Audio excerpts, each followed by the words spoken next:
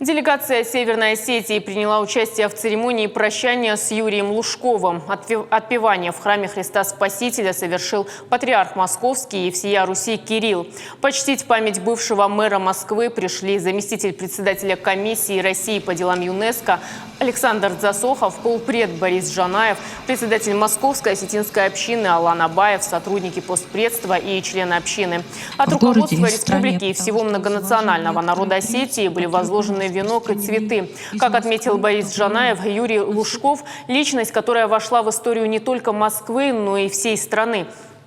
Он встал у руля столицы в начале сложных 90-х и смог вывести Москву на новый уровень, превратив ее в одну из лучших столиц мира.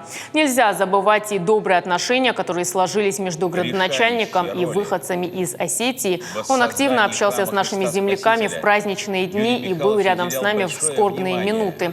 Советский и российский государственный и политический деятель Юрий Лужков скончался 10 декабря в возрасте 83 лет в Германии. Его похоронили на Новодевичьем кладбище.